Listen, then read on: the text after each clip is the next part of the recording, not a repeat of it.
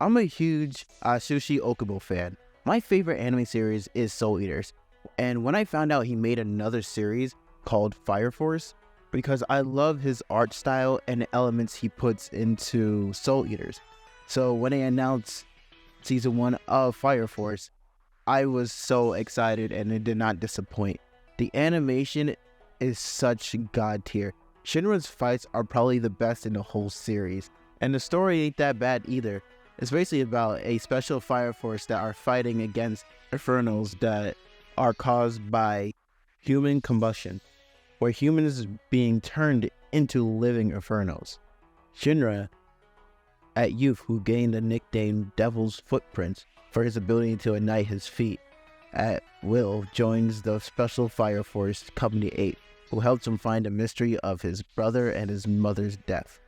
The story of Fire Force kind of gives out the same energy of Fullmetal Alchemist Brotherhood. The story is basically kind of like Fullmetal Alchemist, where you can really not trust anybody in this series. It seems like everyone is just a straight up traitor, even in the companies, because basically every company is on their own.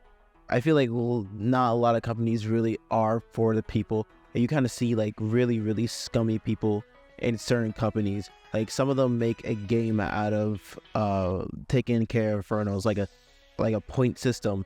But Company 8 is kind of different from everybody else. They actually value human life compared to the other companies. And I feel like they're the only good people when it comes to everybody in Fire Force. The only company that actually cares about human lives. The other companies don't give a care about human lives. Half of them were traitors. And I think Fire Force has that mysterious thing where every surprise is really unique, because it's like, oh, this character did this, but what led up to this? And it was really fun to watch, because there's a lot of characters that you think they are traitors, and they come to find out they are. But speaking of characters, I wanted to give my thoughts on the characters in Fire Force. Not as unique as any other shonen character cast, but I just want to give my thoughts. So our main character is Shinra. He is basically the main character of this whole series. And the whole thing with his character is that he wants to be a hero because he wasn't able to save his brother and mother. And people thought that he was the one who caused the fire. But actually, it wasn't him. It was a demon who caused the fire that killed his brother and mother, basically Inferno. And throughout the series, you kind of see that he always goes into this hero gimmick, even though he looks totally like a freaking devil. Like, the dude smiles, but it's a nervous tick to where he just smiles because he's nervous. And he's probably one of the main focus of the series. And I kind of get why he's the main focus of the series. I don't want to really spoil that much into it, but there's reasons why he's the main character. And I kind of feel bad in the fact that they really only focused on him during season 1 instead of like focusing on everybody else. They focus on other people, but I think he's the main people they focus on. And the next character I want to talk about is Arthur. He is basically a dude who pretends to be a knight, and he is really dumb. But when he turns into a knight, he's the strongest person in the freaking company, so bravo to that. I feel like his character is more of a comic relief character, where he's just dumb, but also he's so strong. So I kind of like his character. It dumbs him down a lot, but he's a really fun character to see make a fool out of himself. The next character is Maki. She's basically the strong woman of the group. I didn't really have anything on her. The fact that she is probably one of the strongest characters in Company 8. And people make fun of the fact that she's so muscular and don't see her as a woman. And then she just makes up these lines like, who you calling a gorilla, blah, blah, blah. I'm like, and then like, I didn't say that.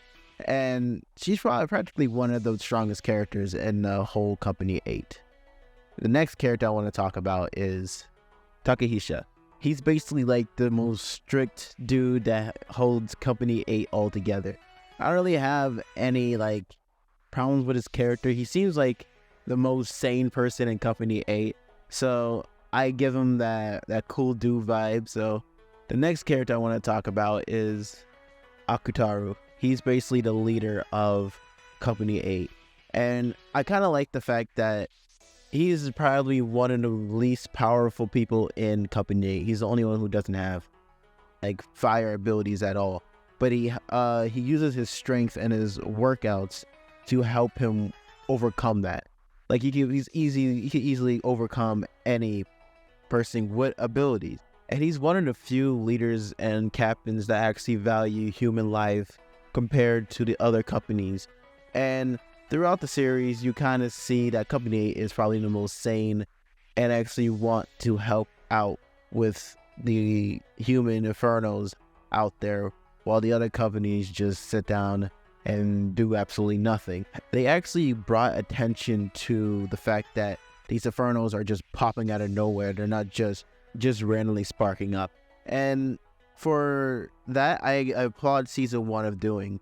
Season 1 of Fire Force actually combines action with a story. Like certain shonens really focus on the action instead of the story of the whole thing. I might be wrong saying that. I don't really care. I feel like it does it perfectly. I think season 1 is a good example of action and story. And for season 2 of Fire Force, it kind of slowed down for me because of the fact that it wasn't the combination of action and story. We got more story in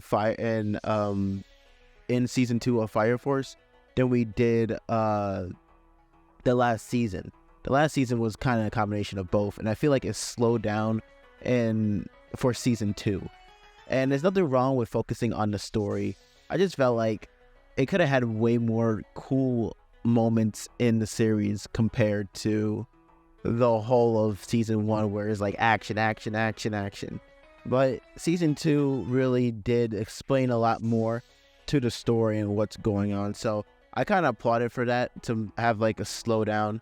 Maybe if we get to season 3, it can come back to the hype it had on season 1, because I wasn't feeling season 2 kind of. If you guys agree, do you guys disagree, put it down in the comments. If you like this video, make sure you like, subscribe, hit the like button, and I'll see you guys later. Peace.